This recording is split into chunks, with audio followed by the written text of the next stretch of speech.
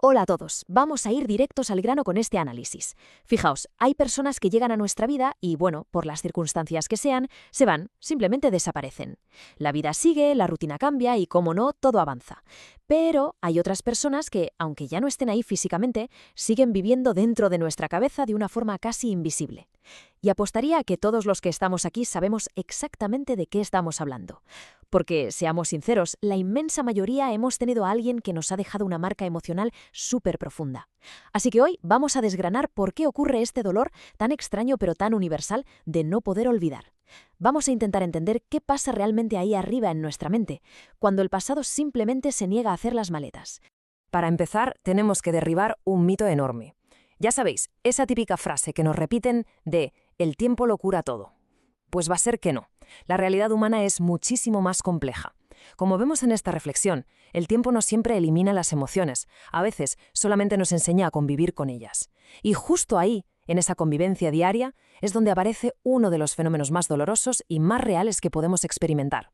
Seguir recordando a alguien incluso cuando han pasado años.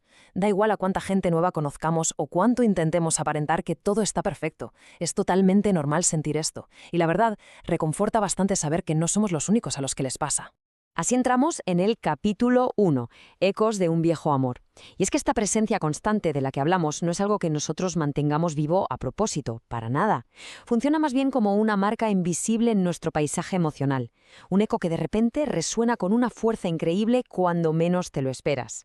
Y aquí está la clave, los detonantes impredecibles. Vas caminando y ¡pum!, suena una canción de fondo en una cafetería. O hueles un perfume hiperfamiliar en el metro. Quizás es solo una foto vieja en la galería del móvil, un mensaje guardado o una hora exacta de la madrugada. O sea, nuestro cerebro es literalmente una máquina de asociar cosas. El hipocampo enlaza los recuerdos con estímulos sensoriales y de repente todo te vuelve de golpe y sin previo aviso.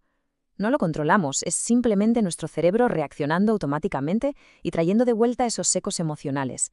Todos, absolutamente todos, hemos pasado por ese microsegundo de impacto alguna vez.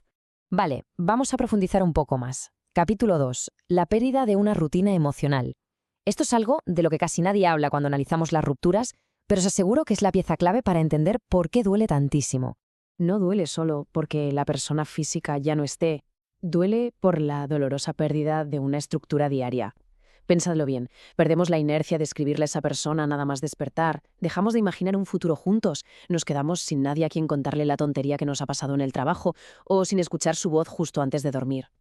Cada pequeña interacción nos daba un pequeño pico de dopamina, y cuando eso se corta de raíz, nuestro sistema entra, literalmente, en síndrome de abstinencia. El silencio de pronto pesa una tonelada.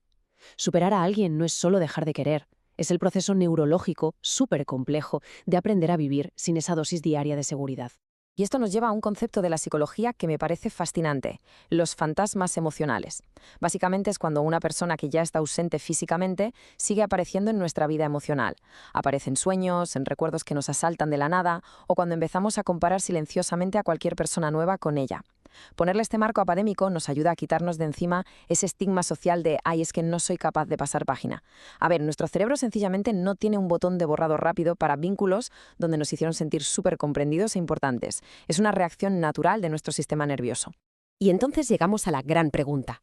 Capítulo 3. ¿Por qué no podemos olvidar?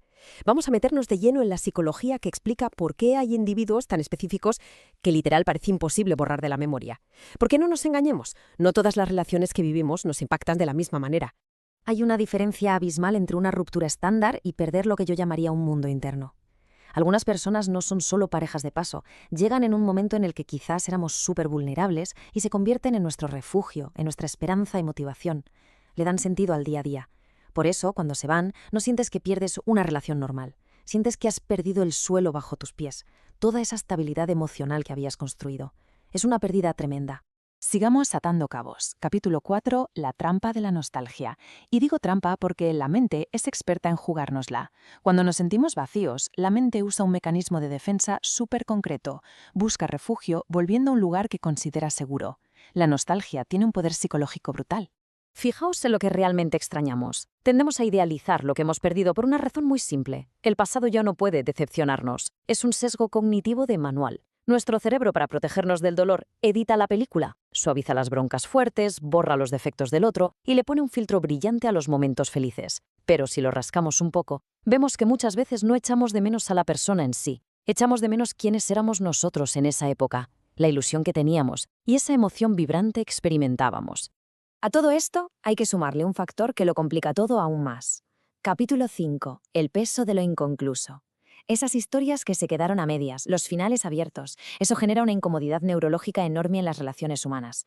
De hecho, esa incertidumbre suele ser todavía peor que el hecho de romper en sí. Seguro que este monólogo interno os suena de algo. ¿Y si lo hubiéramos intentado una vez más? ¿Y si yo hubiera actuado de otra manera? Es una tortura. En psicología a esto se le llama el efecto de Eichharnik, que básicamente dice que recordamos muchísimo más las cosas que dejamos a medias que las que terminamos. Es como un rompecabezas al que le falta una pieza. Por pura supervivencia cognitiva, el cerebro lo odia y necesita resolver el patrón. Y esas preguntas sin respuesta son exactamente lo que mantiene vivo el apego durante años. Es una herida que no logra cicatrizar.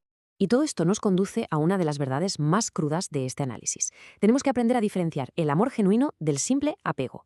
A veces, y esto duele admitirlo, seguimos pensando obsesivamente en alguien y no es por amor puro, es porque estamos atrapados por una profunda dependencia emocional, o por pánico a salir de lo conocido, por pura costumbre, o por el vacío que sentimos y una necesidad afectiva inmensa. Esa persona nos hacía sentir completos. Aprender a distinguir si nos estamos aferrando por amor de verdad o solo por necesidad es un paso absolutamente crucial para entendernos. Bueno, paso a paso llegamos a la etapa final. Capítulo 6.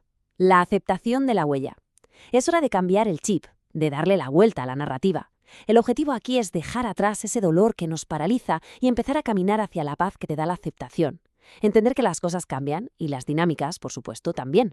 Lo que pasa es que esa persona no desaparece del todo, su presencia se transforma. Pasa de estar en nuestras notificaciones y en nuestra rutina diaria a vivir en otro sitio. Se muda a nuestros pensamientos fugaces, a la memoria a largo plazo, a los silencios nocturnos. Y oye, no pasa nada. Se convierte en una fuerza invisible que, queramos o no, ha moldeado nuestra identidad y nuestra forma de ver la vida hoy en día. Y quiero cerrar este análisis con una reflexión para que le deis una vuelta. Quizá olvidar completamente nunca fue el objetivo. Lo más humano que podemos hacer es aceptar que ciertas personas llegaron a nuestra vida para transformarnos y por eso van a conservar siempre un espacio en nuestra historia. No tenían por qué quedarse para siempre a nuestro lado. A veces la gente llega para darnos una lección muy específica, para despertarnos emocionalmente o para enseñarnos partes de nosotros que ignorábamos por completo. Al final, pensadlo bien. Si pudiéramos pulsar un botón de reinicio para borrar a esa persona de nuestra mente, estaríamos borrando también a la versión de nosotros que nació gracias a ella. Y honestamente, sabiendo eso, ¿alguien pulsaría el botón?